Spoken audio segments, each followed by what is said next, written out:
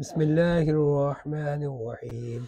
تبارك الذي بيده الملك وهو على كل شيء قدير، الذي خلق الموت والحياة ليبلوكم أيكم أحسن عملا وهو العزيز الغفور. الذي خلق سبع سماوات طباقا ما ترى في خلق الرحمن من تفاوت، فارجع البصر هل ترى من فطور، ثم ارجع البصر كرتين ينقلب إليك البصر خاسئا وهو حسير. ولقد زينا السماء الدنيا بمصابيح وجعلناها رجوما للشياطين وأعتدنا لهم عذاب السعير.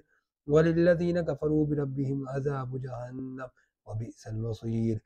إذا ألقوا فيها سمعوا لها شهيقا وهي تفور تكاد تميز من الغيظ، كلما ألقي فيها فوج سألهم خزنتها ألم يأتكم نذير، قالوا بلى قد جاءنا نذير فكذبنا وقلنا ما نزل الله من شيء إن أنتم إلا في ضلال كبير. وقالوا لو كنا نسمع أو نعقل ما كنا في أصحاب السعير، فاعترفوا بذنبهم فسحقا لأصحاب السعير. إن الذين يخشون ربهم بالغيب لهم مغفرة وأجر كبير. وأسروا قولكم أو اجهروا به إنه عليم بذات الصدور. ألا يعلم من خلق وهو اللطيف الخبير. والذي جعل لكم الأرض ذلولا فامشوا في مناكبها فكلوا من رزقه وإليه النشور. آمنتم من في السماء أن يخسف بكم الأرض فإذا هي تمور، أم أمنتم من في السماء أن يرسل عليكم حاسبا فستعلمون كيف نذير. ولقد كذب الذين من قبلهم فكيف كان نكير.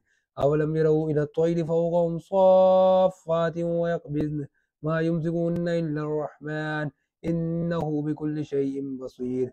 أمن هذا الذي هو جند لكم ينصركم من دون الرحمن إن الكافرون إلا في غرور. أمن هذا الذي يرزقكم إن أمسك رزقه بل لجوا في عتو ونفور. أفمن يمشي مكبا على وجهه أهدى أمن يمشي سويا على صراط مستقيم. قل هو الذي أنشأكم وجعل لكم السمع والأبصار والأفئدة قليلا ما تشكرون. قل هو الذي ذرأكم في الأرض وإليه تحشرون. ويقولون متى هذا الوعد إن كنتم صادقين.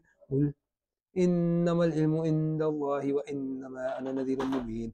فلما رأوه زلفة سيئت وجوه الذين كفروا وقيل هذا الذي كنتم به تدعون. قل أرأيتم إن أهلكني الله ومن معي أو رحمنا ومن يجير الكافرين من عذاب أليم. قل هو الرحمن وآمنا به وعليه توكلنا فستعلمون من هو في ضلال مبين. قل أرأيتم إن أصبح ماؤكم غورا فمن يأتيكم بماء معين.